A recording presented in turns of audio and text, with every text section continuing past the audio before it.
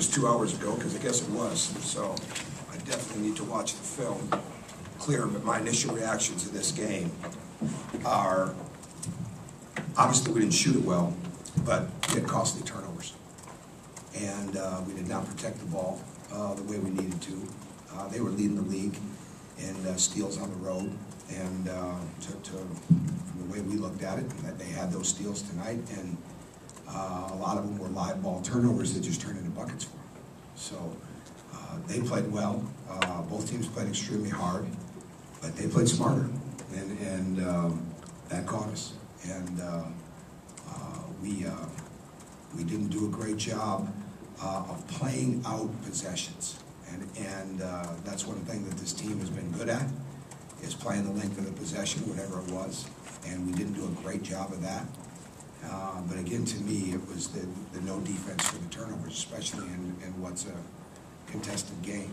And just a dagger was not switching when Thomas hit that three. And I think it was 56-50, and he hit the three to make it 59-50. And we just made a defensive switch at the timeout. And those kind of things can't happen. You know, those mental errors.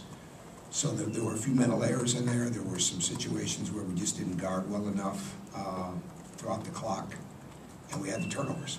So when you put that in there and you put it against a really good team and you put it in a closely contested game, which to that point it was really close until Deshaun hit that three. That's what you get. That's what you get. So we tried to. This is the epitome of bittersweet tonight, I mean, as far as I can tell. I mean, we're trying to celebrate what these guys have earned, and at the same time, we didn't earn it tonight.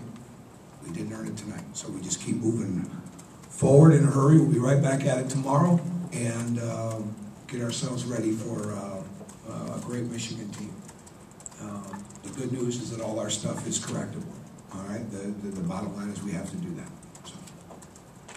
First question. Tom, you said it was bittersweet to celebrate. Can you just talk about that, about cutting down the net? Oh, yeah, we were going to, there's no question we were going to do that. And these guys have earned that. We have a responsibility then. We're going to hang our own banner up there.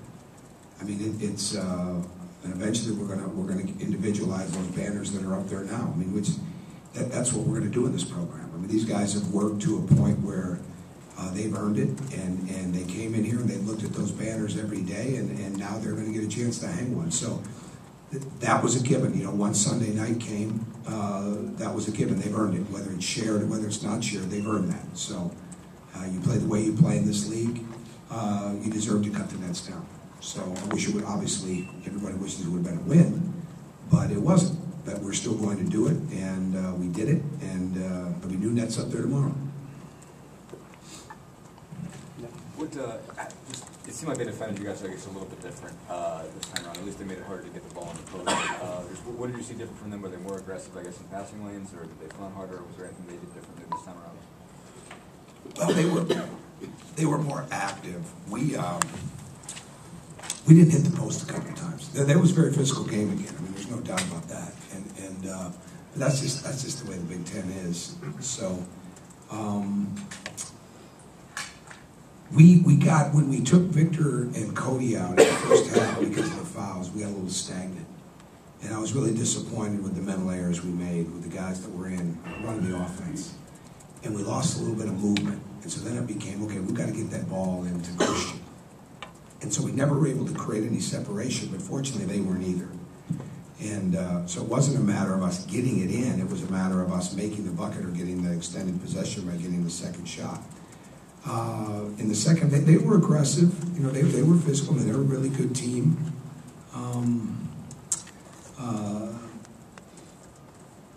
We over-penetrated, and that they were really committed to getting into our drivers tonight. And so early in the first half, we were playing the game too much inside the three-point line rather than outside the three-point line, which would make our spacing better, and we were trying to make something happen rather than let it happen. So again, that's my 1:30 in the morning answer. I've got to really go back and watch the film to see some of that. And then the bottom line is we wanted to keep the lane covered on Kraft, and he made some tough shots, you know, tonight. I mean, those are the same shots he didn't make against us. He's so good because he's really looking for two things. He's looking for an open lane, and then if you converge, he's looking to hit somebody. And what we wanted to do is make sure that he did not have an open lane, and then we wanted to choke his outlets a little bit and make it a little bit harder. Now they did do that. They forced Yogi into some situations where he should have kept the dribble a few times, and they took some of those outlets away. And that's where we just got to keep the ball moving. I think we're going to be really disappointed when we look at our ball reversals. I haven't seen that statistic yet. Tom, is the prevailing emotion pride or disappointment? Oh, I don't know. Fatigue right now. I'm tired. I'm ready to go home. I'm sure we got a lot of film to watch. I don't think there's any question it's a disappointment. No question. But at the same time, they've earned it. And if you guys were out there, you see that the love these guys have for their families. And let's think about this program. I mean, seriously, I said this to these guys. I don't know how many thousands were still out there, but unless that weather just changed significantly from 8 o'clock on, it was nasty out there. And to have that many people be here, and to have that many people stay this late at night, says a lot about that these guys have really come out there and earned it. So I don't want to get away from that, and I really don't. And I think that's important to remember. But it's also important to remember we didn't play that way tonight either, and that's what we've got to get better at. Tom, I think you guys made your first 7 shots in the second half. You take that 5-point lead. What happened at that point? They were on a 60. Yeah, I don't know. I got to watch the film, Terry. Really, you've got more in front of you than I do, and I don't know. Honest answer. I have to watch the film. You mentioned Vic in the foul trouble. How much did that kind of take him off his game when he can only play 7 minutes in the first? That's not good. Yeah, that's not good. He's a flow player, and we played time and score with him in the first half. We were ready a couple times to put him in, but the score stayed right, in a good spot. I mean, and it became very clear that this was going to be a, nail biter, going to go all down to the wire. So you definitely don't want to go to the second half with the risk of him having his third. Then I wouldn't change that. Same thing with Cody. If it had started to go the other way drastically, then you got to make a decision there. But you got to play time and score with your best players. Can you talk a little bit about just how the seniors have really grown over the past 4 years and what they mean in this program? Yeah, who you with? IU Sport Com. I'm sorry? IU Sport Com. Okay. They've been phenomenal. I mean, they've grown a great deal here. The maturity is phenomenal. I've said this a couple times in the sense that, and this might sound a little easier than it is. It's hard. They did not walk into any leadership. When you talk about walking into a program that had upperclassmen that had success, upperclassmen that knew what it was like, upperclassmen that had been through the battles, upperclassmen that had an understanding, what they could bring some of that to them. They didn't have any of that. So for them to do the things that they did and deal with what they dealt with early on and to get this program, where it's at right now, that's a big story. It doesn't feel like it tonight. I mean, I get that, but it's a big, big story for what those guys have done. Big story. And really, you look around, there's just not, there's not many that are like that. They weren't walking into success. And in some programs, you're walking into success. These guys were walking into a train wreck. And they did a great job with it. They did a great job with it. It wasn't anything that was easy. They'll be better for it. And I think you see that. I think you see that in the way people respond to that and respect that. And they've got a great legacy here. There's no doubt about it.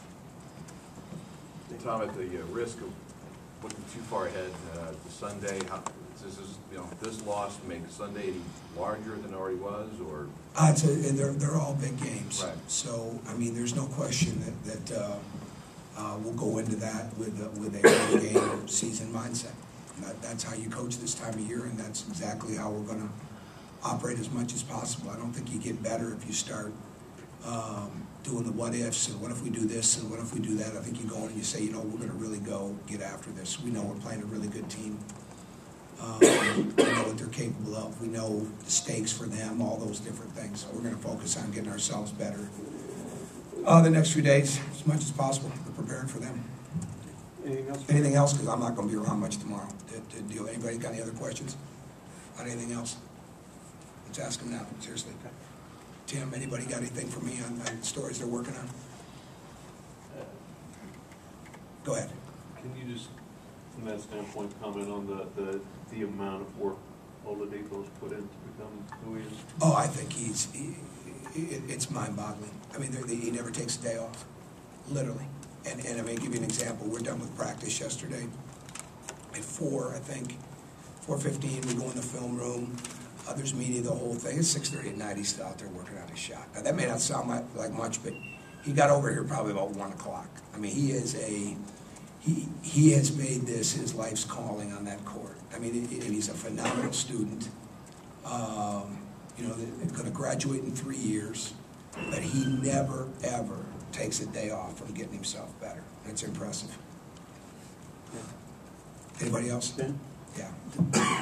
Excuse me. How did you project, or did you project when you were recruiting Victor that he would turn into the player that he has been? Oh, we used the example. I mean, his athleticism. And when you coach the guy like Dwayne Wade, well, certainly you're always looking for the next one. And you realize they're really not out there, so you're just trying to find those traits.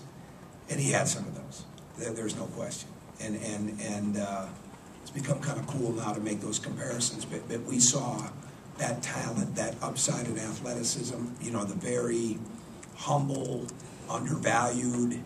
Dwayne didn't start but half the time on his AAU team. You know, Victor was a sixth man as a junior and, you know, a stellar defensive player on his AAU team, all those different things. So you couldn't just look at where he was at right then, even though that was pretty impressive. You had to look at the big picture, but we had no idea the work ethic he was going to come in with.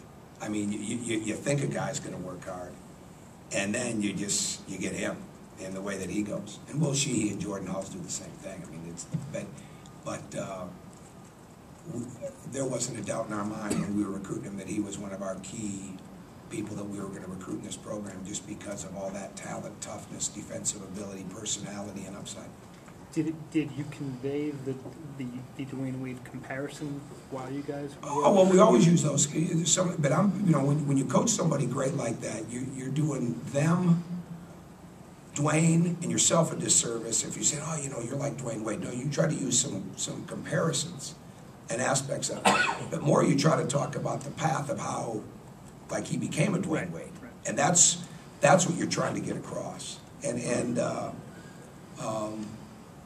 there was that. You know, I'm never big on comparing guys when we're recruiting them to somebody that we didn't coach. Or, like, when we recruited Jordan Hulls, we saw a young man who had a Marquette named Travis Diener. I mean, we saw it. And that you kind of go to those. You don't really care if anybody's really looking at it the same way. You just know what you're looking at.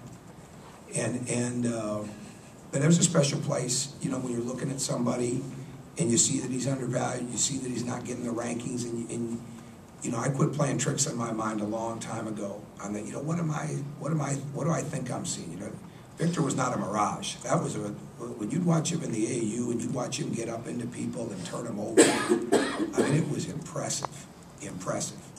And he just come and he's made that happen on offense. That's why now when he doesn't have a great night because of the fouls and some turnovers and things like that, it really stands out to your team. I mean, he's becoming a great player. Yeah. Does somebody else have something? No, we're good. We're late. So, I mean, ain't no problem. I want to do it right now. Okay. I've got to work tomorrow. I was just going to ask you about the speeches. I mean, it seemed like Jordy obviously kind of brought the house down pretty much, and Derek, it seemed like all of these were pretty moving. Well, I think what you're getting there, what you're seeing is what you get in the sense that it's real. I mean, those, it's something. I mean, I'm probably not as emotional tonight. You know, I've been for a couple days, starting Friday. You know, you start to think about this. You know, and you're trying to keep yourself together when you're with your team, but you're in your car, you're by yourself, and it's like, it's just hard to believe. And then you stand out there and you listen to these guys, and they always had, none of them were immature. They might have been young, and, you know, they got some silliness and things like that, but they've been so well raised. And then you see them stand out there and have it planned out what they want to say, but at the same time, what they're trying to say and what they're saying with their heart is amazing. And that's when the tears come. And we've got some great kids. I mean, just phenomenal kids. And when you see them talk about their families, you get it. You know, and so to me, that's why the tradition of what they've done here forever with the senior night speeches, it's phenomenal. You know, we're going to hang our own banner for a championship. There's some things we'll do ourselves, but there's some things you'd never want to do away with. And the way senior night's done here is phenomenal. So I thought it was really special. I'm glad we'll have it on tape. Tom, with what's still ahead for this team and the goals the players themselves talked about tonight, how significant or important would an outright championship be, and the #1 seed in the Big Ten tournament that can come with that? Rich. I'm sorry? We just want to win the next game. That's really what the focus is on. There's no hyperbole. There's no more than what it is. We want to go win the next game. So the plan ahead from that. I'm not going to coach those guys like that. You know, we started backing off a long time ago to have ourselves ready to have the conditioning and the bodies and things like that to play this time of year, and that's where we're at. But right now, we need to go up there and put our best foot forward and focus on Michigan, not the rest of it. Anybody else? Okay, thank you for being patient. Thanks for waiting.